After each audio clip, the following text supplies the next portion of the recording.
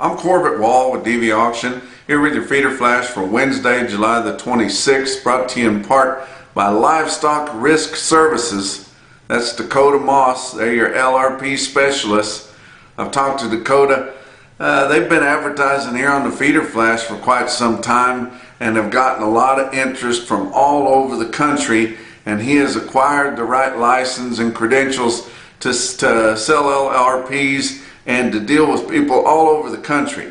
That's what he does it all day long, every day. If you guys have a question about it, I know a lot of you do. You're wondering what it is, how it could help you, how much it costs, and all that kind of thing. Just get a hold of Dakota there at Livestock Risk Services. You see his number here on the graphic below.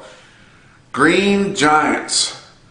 And I was reading The Beef Read by Cassie Fish on Tuesday, and I saw something interesting in there that I wanted to share with you, but I wanted to give her credit. She noted in her report on Tuesday that the most recent USDA grading data, which they put that out every week, that grading data showed the lowest percent choice and better all year in 2023. And that coincides with the second heaviest average stress steer carcasses that we've had. So the cattle are huge, they're not grading very well. What causes that? Well, the old crop corn has been really expensive, been dealing with that here for quite a while. And guys just found something to keep their cattle on before they put them in the feedlot. It just cost so much. The cost of gain of putting them in the feed yard was so much. They took them to heavier weights before they put them in the feedlot. Likely a lot of feedlots were cheating, not putting as much corn in the rations, making them less concentrated. They're still growing the cattle, but they're just not putting the finish on as much as usual. But the cattle are still green, guys, even though they're weighing quite a bit. But that's the condition that we're in right now. And you look, the supply of cattle on feed over 120 days, those would be cattle that would be well finished, we would think, is 5.9% smaller than the same time a year ago. I mean, you would think that the leverage should be in these feedlots' hands. If they've got some well finished cattle, you think they ought to be able to name their price. We haven't seen them do anything this week. They did gain some pretty decent ground last week, but they're just kind of easing into it this week. But I tell you what, these packers are hand to mouth, guys. They don't have a lot of product. They've promised a lot of product. They might put out that packer mentality that they don't need your cattle. They desperately need the cattle. We saw a cold storage report come out on Tuesday. Said that our red meat supplies in freezers is down 14% from a year ago. Pork is down 9% from a year ago. Pork bellies down 33% from a year ago. And beef is down 20% from a year ago at the same time. 20% is a hunk. Of course, last year was an all-time record high of beef supplies in freezers. It was about almost 517 million pounds, but it's down significantly, down to about 397.5 million pounds right now. So that's a big drop. And when the packers are used to having that kind of a cushion there, now they're way back on it. That should make a difference. And I just tell you, if we just had more people selling negotiated, then those that are selling negotiated would have more leverage.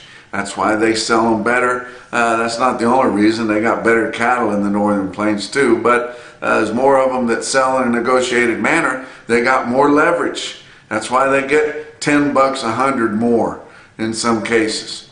But you look at the board for Tuesday, August live cattle futures down 45 cents at 178.30.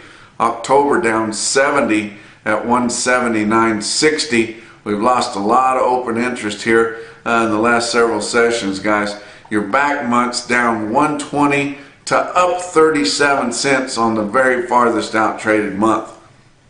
August feeder cattle down just 2 cents at 243.22. September was down 27 at 246.35. And your back months were mixed on your feeder cattle. The nearbys were down some, the farther outs were up, but down 27 to up 37, but not a whole lot going on there in your feeder cattle pits. And that's because corn was quiet on Tuesday. December new crop corn was down just 3 cents at 5.65 1/4.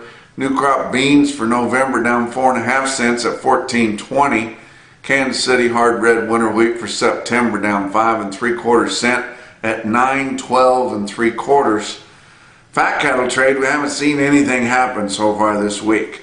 They've sold some cattle on a negotiated grid with no negotiations. They do that after hours and things. And that way you haven't seen anything straight up negotiated cash to really give us an idea about what the market's going to be. The few off class cattle that sold are right in there about steady with last week. But we do have a fat cattle auction on Tuesdays, thank goodness. And Gary Marks gives us good information. He's a retired fat cattle buyer, knows what's going on out there, still likes to go to the sale, gives me a pretty detailed report about what's going on, and then I can share it with you. So tell him thanks if you know him up there around Yankton, South Dakota. But said they had 1,400 head in overnight and 2,500 head of slaughter cattle at Stockman's Livestock in Yankton, South Dakota on Tuesday. The conventional cattle, just straight up cattle, were mostly 180 to 186.75, with a few up to 189. And I'm not talking about a few singles, I'm talking about a few bunches up to 189. That's $1 to $3 lower. He said the market was just a little tougher than it was, and the quality was better. But the packers were not tipping their hand too much, so just being very careful not to show off how bad they need cattle.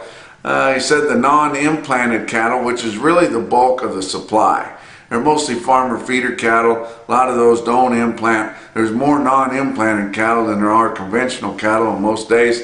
Didn't have enough drug-free cattle to really get a market test. But on the non-implanted cattle, which I said is the bulk of supply, they sold from 185 to 192.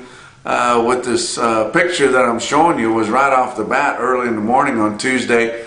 They had these cattle bring up to 195.75, and it was a load of them, a light load, 40 head of them right there, but some heifers, and they weighed under 1,400 pounds, well under 1,400, and fairly light, but look how nicely finished they are. And he said those cattle would be up there in the top part of the choice and going into the prime. It's really hard to look at those cattle, you know, on a picture and tell. But he said coming through the ring, that's what they sure look like to him. Box beef cutout values. Choice cuts 304.22, up 6 cents. It appears that these cutout values are finding a bottom. Selects up 56 cents at 277.55. Your slaughter, 247,000 through the first 2 days of the week. That's exactly the same as last week, 1,000 less than the same week a year ago. Talk about what else is going on. MLS Tubs. You guys know them. They've been around for a long time. MLS takes pride in their line of products that are proven to lower your feed supplement costs.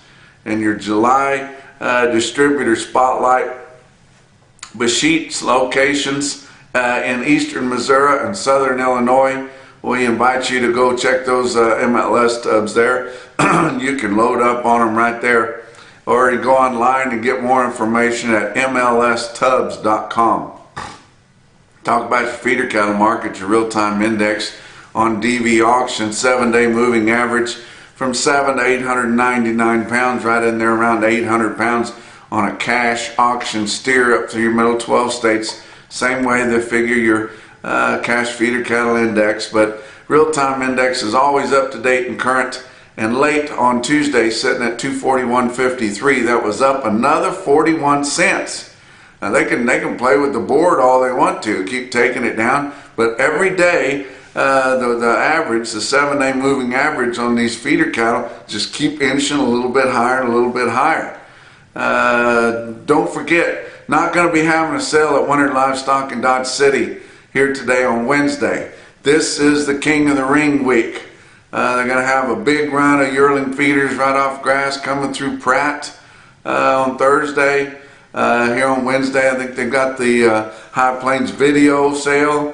Going to be having that. Then on Friday, we're going to play golf, and we're going to have the Cattle Marketers Hall of Fame induction ceremony. And then on Saturday, they're going to have the King of the Ring Livestock Auctioneer contest, and thinking about 7,000 head of mostly load lot green grass yearling steers and heifers coming through the sale there in Dodge City, Kansas. Don't forget that.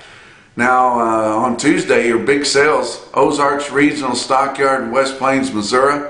They had 2,500 head through the ring, another 1,450 through their in-house video.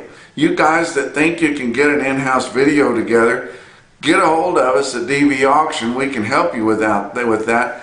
Ozarks Regional Stockyard has an in-house video virtually every single week.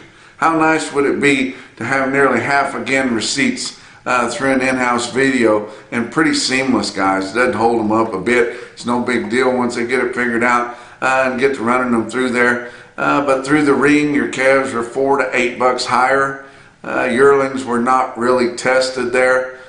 Stick out deal on some heifers through the ring was 80 head, 551 pound heifers from the Pace Farm, bring 266.50. Then Steve Anderson told me the stick out deal on the in-house video was Brandon Jolly steers, home raised, weaned steer calves, mostly black baldies there, around Doniphan, Missouri there, and they're going to come here between now and the first few days of August, so it's current delivery on those. 90 head of them. I said they're weaned, 585 pounds for base weight, 615 pound weight stop, and that's $294 they bring on the Ozarks in-house video there, guys. Big time sale for them. How about National Beef Wire stick out sale of the day? Was Unionville Livestock Market in Unionville, Missouri. That's like the opposite of where West Plains is at. I think Unionville is in extreme north central Missouri. Kurt and Heather Spore Leader do a good job with that sale right there. And they had the Rockin' R, or of late I've been hearing people calling it the Smoking R cattle, and they sold theirs on Tuesday there in Unionville, Missouri. You see the loads right here. There were 4 loads of them. The loads averaged 863 pounds with a weighted average price of $249.85. Knoxville Livestock Auction Center there in Mascot, Tennessee. They sell cattle too. Not always one at a time. They'll sell the long strings if they can get them in there, guys.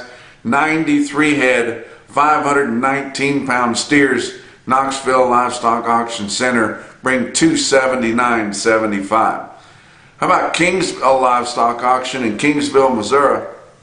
That's west central Missouri there, guys. Been awfully dry there. Had a nice long string of heifers. 210 head of those, weigh 715 and bring $2.50 a pound. But the most impressive quote that I saw anywhere on Tuesday, your Mackerson No BS top quote for the day, come out of Kimball Livestock Exchange in Kimball, South Dakota. The Jim Waring steers right off grass, 249 head of them, weighed 858 at 258 1/4. And that's your feeder flash for Wednesday.